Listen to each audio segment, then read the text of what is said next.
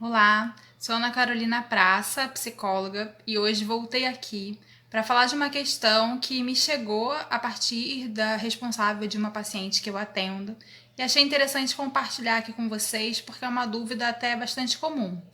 No caso da separação dos pais, como, por quê e se deve, falar com a criança sobre o assunto. O primeiro mito que a gente tem que quebrar aqui é o de que a criança não vai entender. Muitas famílias acabam tomando decisões como a separação, mudança de casa, mudança de cidade e outras decisões que são tomadas na vida adulta que a criança não é sequer comunicada. Obviamente, muitas vezes a opinião da criança não vai poder ser levada em consideração, mas às vezes a criança não é nem comunicada sobre o que está acontecendo com a família, e quando esses responsáveis são questionados, do porquê que não conversaram com a criança a respeito, muitos falam, ela não ia entender mesmo, é difícil para ela entender esse assunto de adulto. Então, esse é o primeiro mito que a gente tem que quebrar.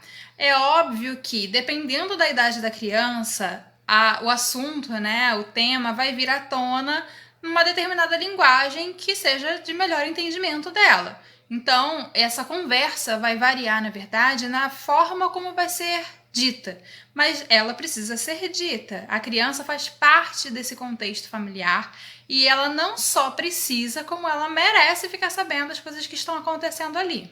No caso específico da separação conjugal, a gente tem que ter sempre em mente a diferença entre os conceitos de parentalidade e de conjugalidade. Na vida real, sem termos acadêmicos científicos, a gente fala isso da forma: mãe vai ser sempre mãe, não existe ex-mãe, não existe ex-pai, existe ex-marido, ex-mulher, mas não existe ex-pai, ex-mãe, ex-filho. É isso que quer dizer parentalidade e conjugalidade.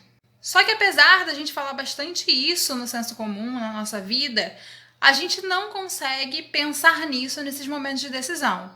Então, é importante que a gente sempre lembre que parentalidade não é a mesma coisa que conjugalidade. Conjugalidade são os cônjuges, o marido, a mulher, enfim, os dois maridos, as duas mulheres, não importa, é a formação familiar. Mas isso é a conjugalidade. A parentalidade tem a ver com os parentes, inclusive aí o filho.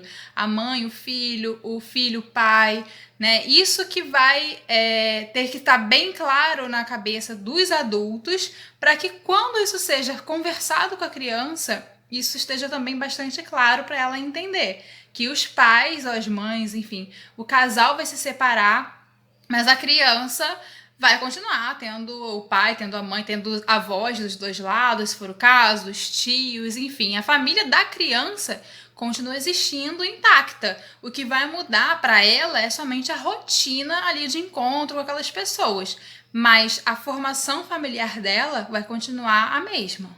O adulto, tendo isso claro, ele consegue passar isso com clareza e segurança para a criança, e é óbvio que, diante da separação dos pais, a criança vai sofrer.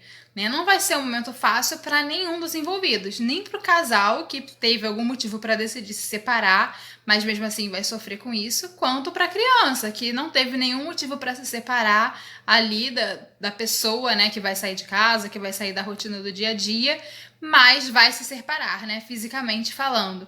Então é óbvio que isso vai trazer sofrimento para todos os envolvidos, inclusive a criança, no caso, e a família, o pai, a mãe, os avós, enfim, quem estiver por perto da criança tem que servir como uma referência, um apoio, alguém para ela procurar no caso de sentir saudade, se ficar triste, É importante que todos estejam à disposição para o acolhimento.